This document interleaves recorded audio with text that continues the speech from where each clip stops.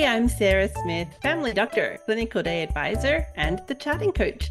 Welcome back to Sustainable Clinical Medicine podcast, where we're going to be interviewing peers or world experts who can help us think about our clinical day in a way that is more sustainable and create time for our lives outside of medicine. Hey listeners, I value you being here. Please, I encourage you to leave a review. I'm going to be reading out a review each month, and that person can have a one-on-one call with me to have a chat. And I think that is a great way to reward you as a listener. Also, as you like and subscribe to this podcast, it helps get our message out to other physicians and clinicians who are struggling. Thank you so much for your reviews, and I look forward to reading them out here on the podcast.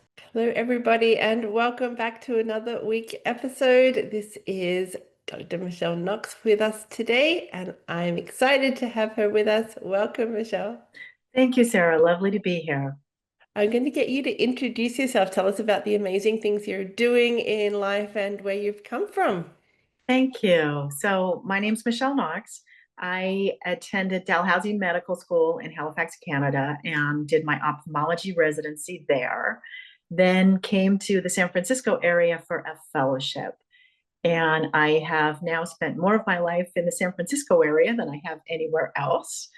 I worked for my career in ophthalmology and physician leadership at a very large group practice here in the Bay Area.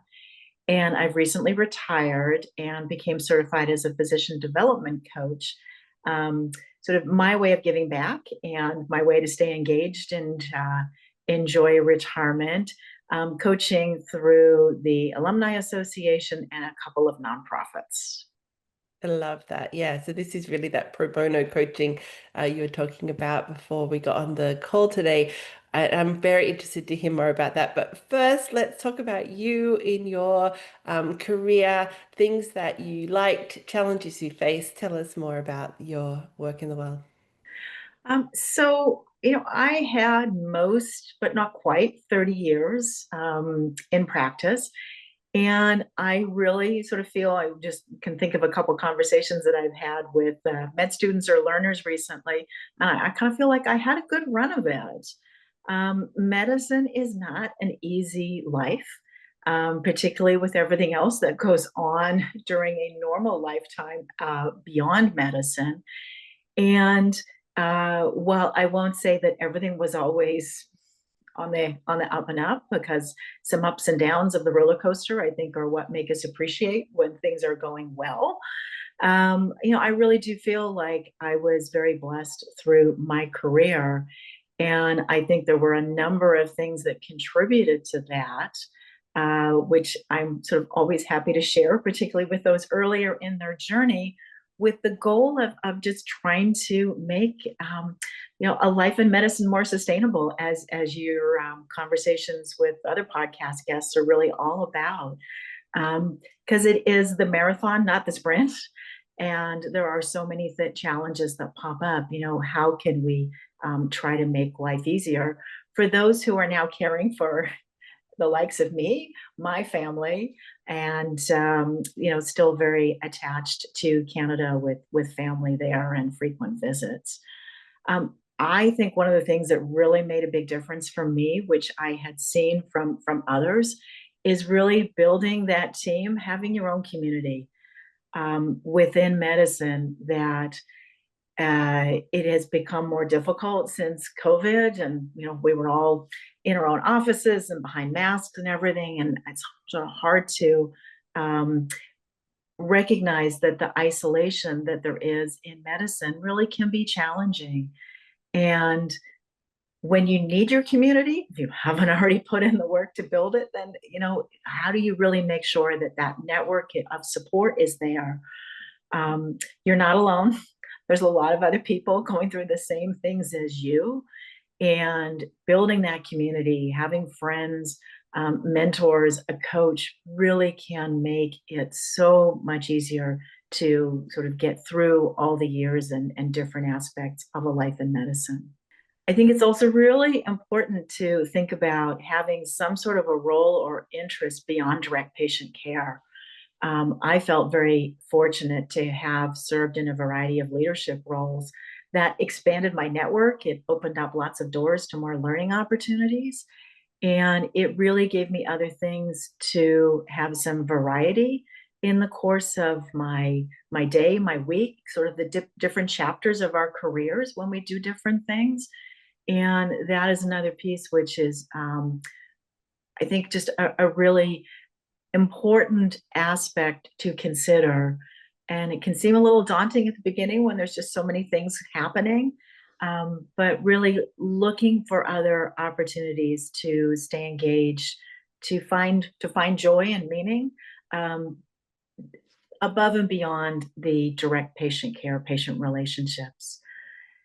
And then, sort of as a third thing, I really, really believe that having a life outside medicine is a wonderful thing. The generation of doctors who stayed in medicine into their 70s and beyond, there's still a few around, and I salute them. But for many of us, it's having those other interests which really help sustain us through the roller coaster ride of life and medicine, and finding what fills you up, just makes Monday morning or a night on call or the day after call so much easier to manage. Nice, thank you. Tell us about how you created in your work day something that was sustainable for you, because it sounds like you've had overall a good experience as an ophthalmologist. Is there something you can tell us about the work environment that was helpful to you, that supported you, that made it sustainable? Well, I think that, again, that team really makes a difference. Um, in the organization where I worked, we went through various different iterations of working with support staff. It got called something different every few years, but that was the theme. And at our best, we had pages of, a page or two tops, of preferences for staff that would work with us. So, like you've talked about in terms of making that workday more manageable, eliminating the frequent interruptions for common things, really just having down on a piece of paper. So, a different medical assistant that you've never worked with before will have a better ability to support you in a way that makes the day easier. Um, Knowing for certain frequent problems or complaints, what do you want in the room? Do you want certain things already opened if a minor procedure is likely to be part of the visit?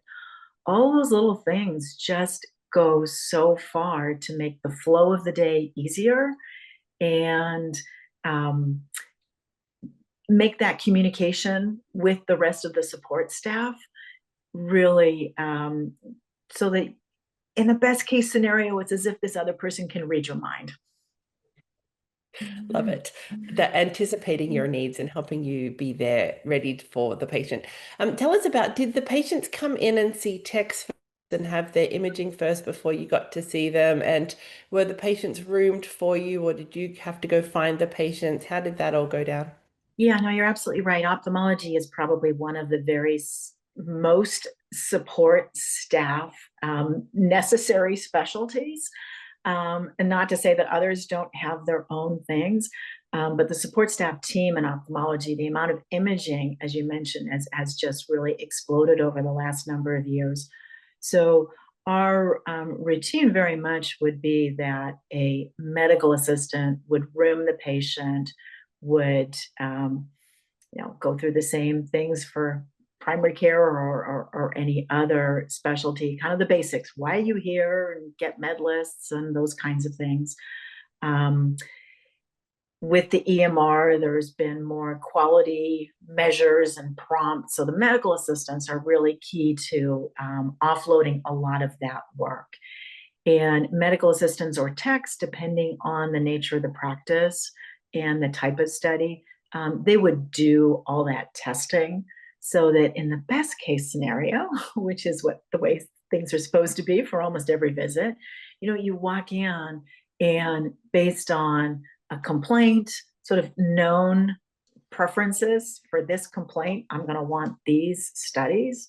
And then you can hopefully have a moment or two before going into the room, so really knowing so much more about what the situation is, sort of that full picture before starting to sit down with the patient. Mm. So you're staying more in that physician expert role or the clinician expert role. You're going in to do your expertise rather than Yeah, doing the collection of data, the collection of images. You're doing the interpretation of images and the plan. absolutely. And that's one of those other parts of sustainability. I mean, I have lived in a world where at our best, physicians do what only physicians can do. And as much as somebody else can do the other tasks, then those absolutely should be delegated to the non-physician. So the physicians get to do that part. So the physicians can really concentrate on doing the physician part, their expertise, that small section. So the other pieces are done, the data collection, the images, and then you get to do the physician part. Yeah, absolutely. I mean, in the best of all worlds, I think everybody's sort of practicing at the top of their scope and their training. So, if all those things can be done by others, then you as a physician do what only you can do. And in a perfect world, none of that other stuff. Yeah. Were you looking after students and learners while you were in practice as well? I know that's such a passion of yours in your coaching world. Yeah, it was not a uh, area where we had med students or residents while I was working. That has evolved over the years, and there are now med students in the organization where I worked that will rotate through. And I think that part of my exposure to working with others was in leadership roles and supporting emerging leaders or those who were new in a leadership role. Um, Sort of as we go through life, then we've learned from our mistakes and we've learned from our successes, and can hopefully share that with others as they come through, both clinically and in the leadership capacity. Yeah. Tell us about some of the leadership roles that you had. Um, so the very first role that I remember having was as the department quality rep. Somebody needed to go to a committee. Lovely way to meet other new people, or more junior people, as well as get a flavor of how an organization works by being part of any kind of group or committee. And I sort of bridged from that to doing work in patient service, sort of member satisfaction, patient satisfaction. Different organizations call different things. And it was in that role where I got exposed to some early sort of experts in the field who really understood the connection between physician wellness and patient satisfaction. Right? If you are feeling like you are on your last frayed nerve as a physician, the chance that that patient encounter is going to be what we all might wish, depending on, regardless of which side of the exam table we're on, so to speak. Um, it really, that having physicians who are in their best place, feeling like their tanks are filled, that they are well, are able to give better patient care. And I think there's lots of research to support better patient outcomes. So I started working with some of the physician wellness leaders and built a program for new physicians to really support them through their first couple of years, not just here's your orientation days, weeks, and then good luck. Really trying to support people through their first couple of years. And from that, I had a variety of different roles, did a lot of uh, physician, clinician, patient communication, bridged to then being a department chief, uh, sort of the next step up in the organization as a physician, assistant physician in chief, sort of looking at bigger issues around finance, quality for a medical center.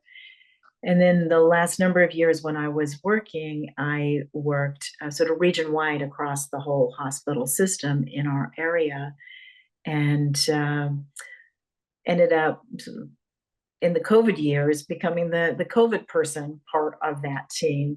So again, another opportunity to meet people from different walks of life, infection, disease, prevention, control, folks that I would not normally have interacted with as an ophthalmologist. So I would definitely not have wished the pandemic on all of us.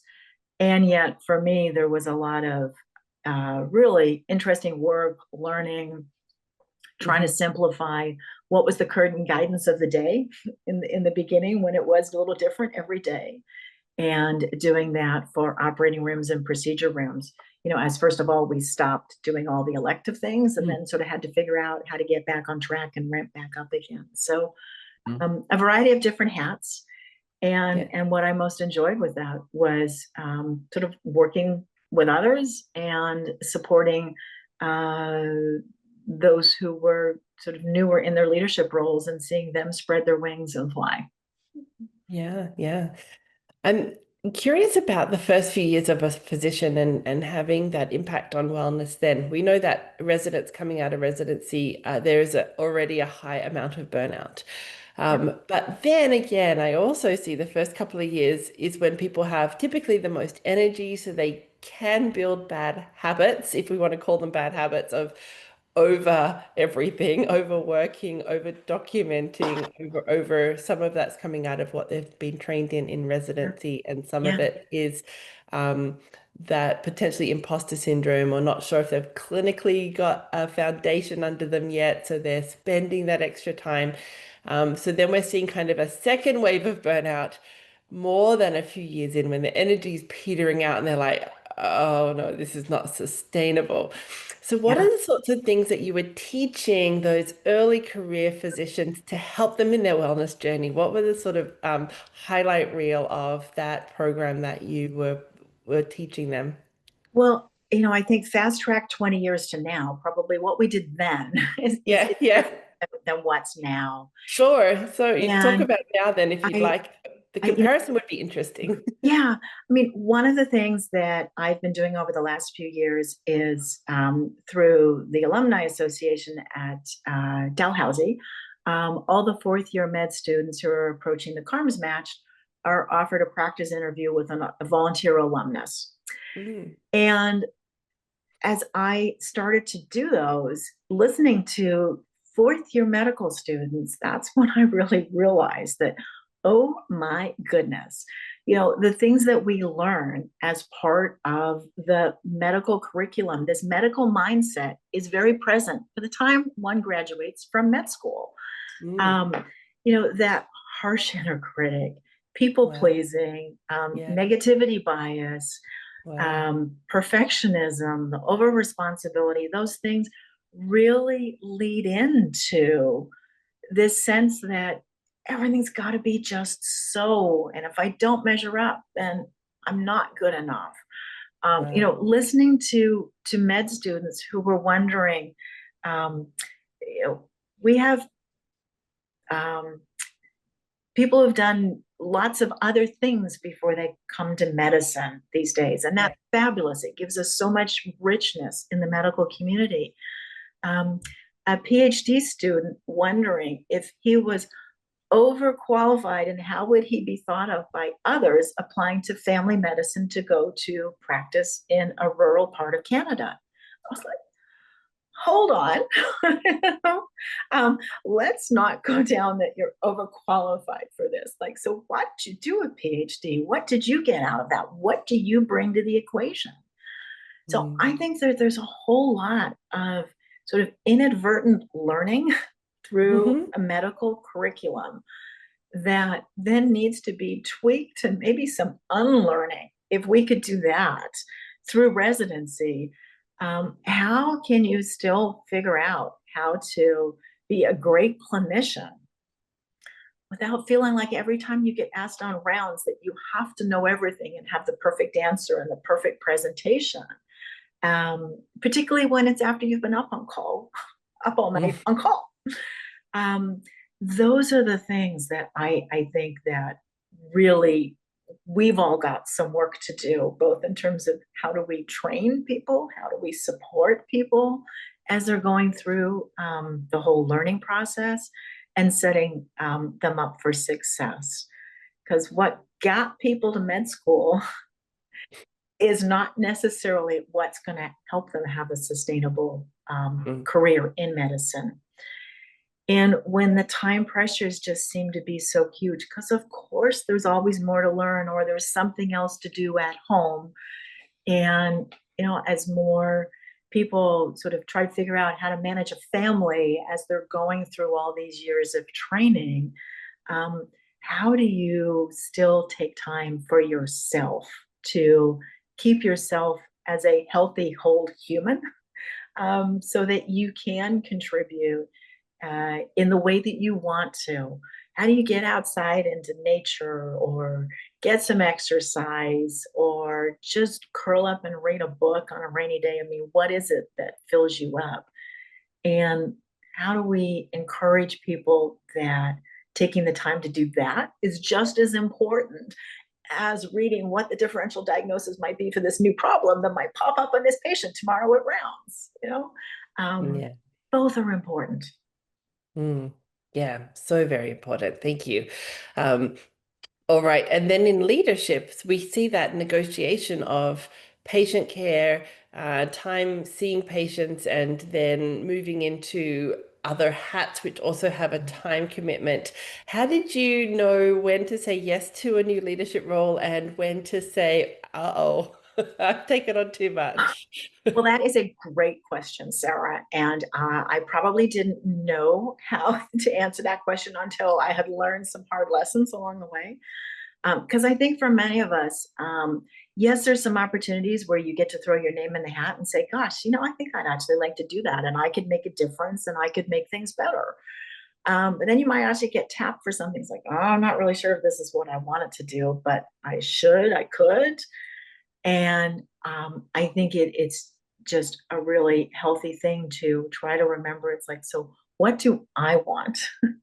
And if I am going to do some of these other things beyond patient care, what am I going to find fulfilling that's going to make a difference? And in the world where there's always more to do, there's always something that comes into the in basket just as soon as you think you might have caught up with it. There's always another patient with a problem. There's always another clinical part of the whole process that we could improve to make things better.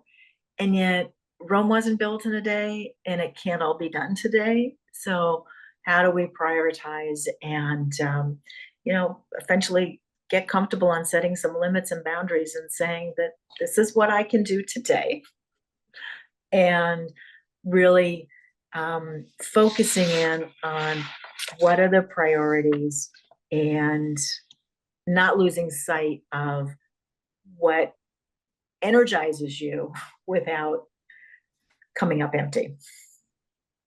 Yeah, absolutely. Sounds good. Sounds good. Tell me about the physician wellness versus the patient satisfaction piece that you were doing some work in there for a while. Because I know when we talk about patient satisfaction scores, we get a lot of hackles up from the physicians who have been quite traumatized by that process of, you must sacrifice yourself in order to get better patient scores. And these are burnt out physicians who are trying their best, but they're prickly at times because of some of this sort of thing. Is there anything about patient satisfaction that is helpful for us to understand when we're talking about physician wellness as well? Well, I do think that there's sort of core communication skills, and medical curriculum have got better at teaching those over the years. And there are sort of certain habits that are helpful for a patient interaction. So that's one part of it. The other part, like we've been talking about, is that when you show up as your best self rather than your depleted self, everything just seems to work better. And so that's where I think, making sure that you hopefully do all the things to buffer against burnout and hopefully not be in that place, get help and get out of that. Um, it's just really impossible to have everything be wonderful when you're running on empty. So I think that sort of, physician, take care of yourself first is a very key part of that. And then there are these scores. And I think that if they are used from the point of view of feedback and learning in a constructive fashion, that's great. If they're being used in a punitive fashion or to impact compensation, that's when those things are not serving us all well. And I think that there's some comments that we might have there about how the medical system is working and what's important and what do we focus on. But I think if we really can focus taking care of the physicians and keeping them all healthy and well, and having skills, the rest takes care of itself. And I do know that it can be really, really disheartening. And I remember a conversation with an early career physician, and she wasn't pleased with her scores, and it's like, oh, do my patients hate me? It's like, no, that's not what this is about.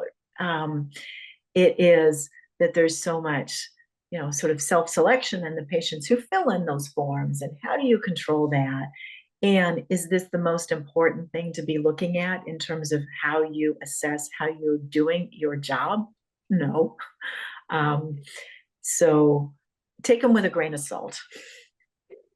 Often they're being scored by their interaction with perhaps the tech or the imager or the medical assistant. It's nothing to do with the physician or clinician on the day either. Like the Yeah. entire system contributed to that score, nothing to do with the person whose actual name is at the top of that score. Absolutely. And I mean, I can think of many conversations over the years where, the patient who came in, who had to, already figure out how to leave maybe kids in childcare or get out of work and rush through traffic and find a parking spot and, make their way down the last hall to find your office. And there wasn't a seat in the waiting room because of whatever. Like, how can you expect everything to be suddenly wonderful with all that might have happened before? So that's why they're just not the be all and the end all. And I think that the other way that I heard somebody describe this is like, is this really going to matter in 5 years? That's another great question. When looking at all the sort of data points that there is now about physicians, it's like, is this really what's important? And that question will answer itself, I think, fairly evidently. Got it. Got it. All right. Tell us about what you moved into. So this, the coaching you're doing now and the insights you're learning about the people you're working with. Um, I really think that medicine has just not gotten any easier over the years, and the world around us has not gotten any simpler. So it's kind of still back to basics. It's like, how do we all look after ourselves? How do we find joy in our lives and what we do? And medicine can be an incredibly satisfying and fulfilling occupation. I mean, certainly as an ophthalmologist, to take a patient who has a white cataract, that anybody can look in their eye and there's no black pupil anymore, it's white. And take that patient to the operating room and, soon as the surgery is done, they can sit up and see the clock on the wall. I mean, how rewarding is that? It really is an incredible gift that we have to offer in whatever part of patients' care that we fulfill. And yet being able to remember those bright spots and the happy moments when something that is at the other end of the spectrum, like having to go in the middle of the night into the emergency department for somebody that you might think it's like, well, why are they here? And this shouldn't be. Okay, but they are. And yet, here's a patient, here's a person, another human who's in need. And what can we do to sort of make the world a better place and decrease their suffering, help solve their problem? Yeah, I love that. Do you work individually, group? How does that work for you where you're working? In terms of the coaching that I'm doing, Mm, yeah, so most of what I do is one-on-one. mhm. I am rather excited that I'm going to start working with one of the local residency programs with a small group and trying to sort of bring some of the coaching tools to residents to make this journey through residency as well as setting up for a career in medicine. Um, Try to smooth it out and make it as easy as it can be. I love that. Where can people find you if they're looking to learn more about what you're doing in the world? So I'm on LinkedIn. Michele Knox, MD, coach, will pull me up on LinkedIn. And I would certainly be delighted to connect with others who are moving in this space and might be interested in chatting more. Good, good.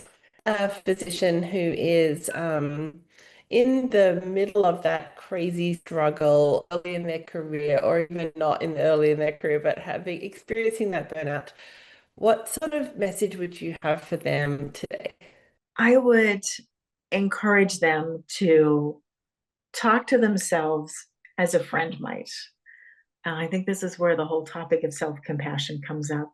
We are so hard on ourselves and do so much, and a little kindness to ourselves goes an incredible distance. And to not be shy about reaching out for support. I mean, getting help helps. Nobody has to do this alone. And the world of physician coaching is growing and being recognized as more of a resource that is available. And I would just encourage anybody who's feeling like this is not the life that they'd ordered to take a step back, reach out for some support because there is plenty there to be offered. And many of us who want to be able to lend a hand and smooth the path. Love that. That's very helpful. Thank you. Well, thank you so much, Michele, for being with us today. And hopefully all of you figure out can start to work towards wellness and connection and building a community for yourselves. Absolutely. Well, thank you again, Sarah, for the invitation. And I wish you and everybody well. Bye, everyone. Hey, if you found this podcast episode helpful, I would encourage you to like and subscribe. Every time you do, you help a colleague or friend find our podcast and it can help them too. Don't forget to share it along with your friends. If you're looking for extra help, don't forget we have charting champions for physicians and smarter charting for nurse practitioners and other clinicians to help you get home with your work done. We are helping you create sustainable clinical medicine. Thanks for listening.